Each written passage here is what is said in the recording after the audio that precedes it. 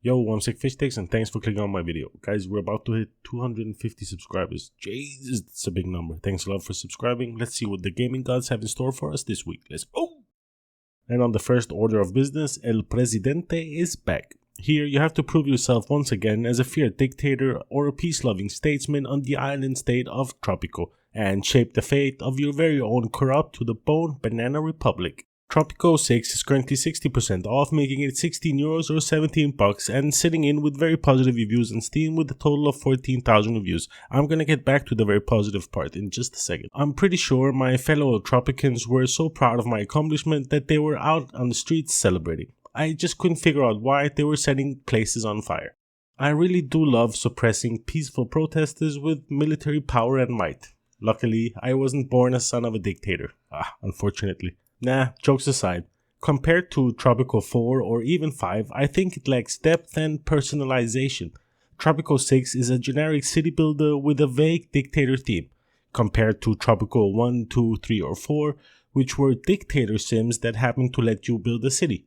I guess it depends on which one you prefer.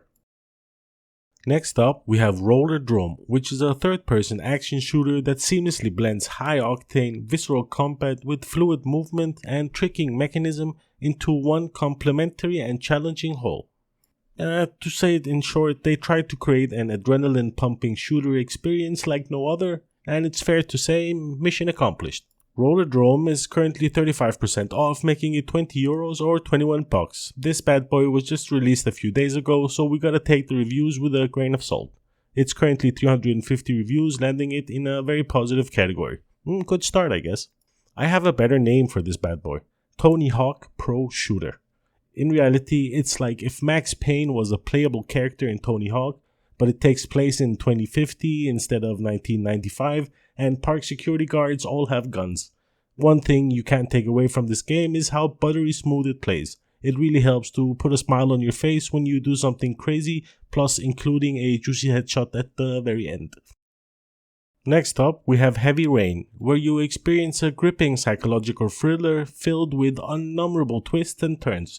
The hunt is on for a murderer known only as the Origami Killer.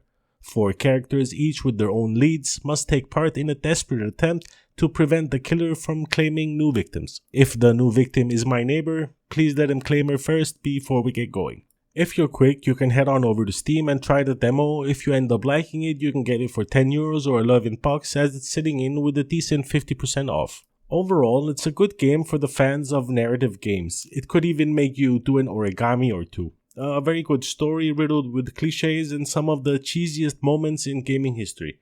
It's dark, full of thriller moments, sadness and despair. A really enjoyable ride.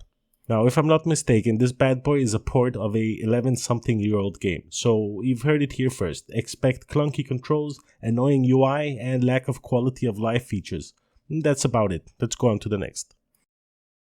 Sega has blessed our juicy hands with a variety of discounts on the Warhammer franchise. You have a decent discount on bundles if you want to go that route, or you can pick and choose between most if not all of their Warhammer titles.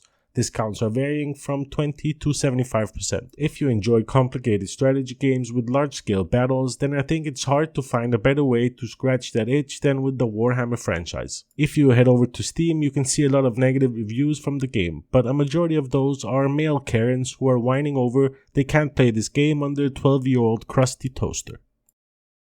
Next up, we have Papetura, which is a short atmospheric adventure game with a unique world handmade entirely out of paper. Beautiful and fragile music, and it tells the story of 2 little creatures whose house is in danger of being burnt down.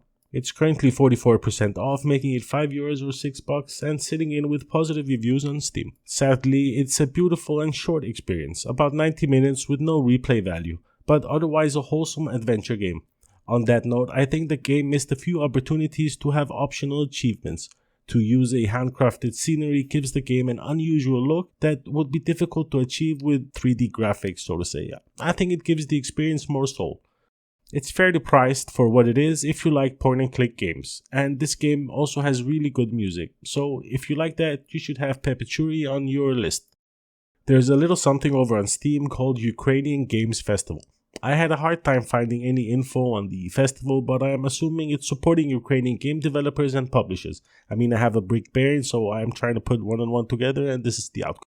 So that's nice. There's a variety of games for sale like the Stalker series, Kozak 3, the Sherlock Holmes franchise, Age of Sail for the big brain strategy players out there, and much more. Also, a large amount of demos to try. In fairness, there are way too many games to be able to cover, but if you're interested, you can head on over to Steam and check out the Ukrainian Games Festival or any of the other deals I mentioned in this video. And that's all I had for you in this one. I hope you enjoyed the video. Thumbs up if you did, thumbs down if you didn't, subscribe if you haven't, but a lot of you have, which I really appreciate. I mean, we're growing like crazy, not PewDiePie numbers, but sick fish stick numbers, and that's still something. So thanks to you. I'll see you in the next one. Enjoy your week. Peace.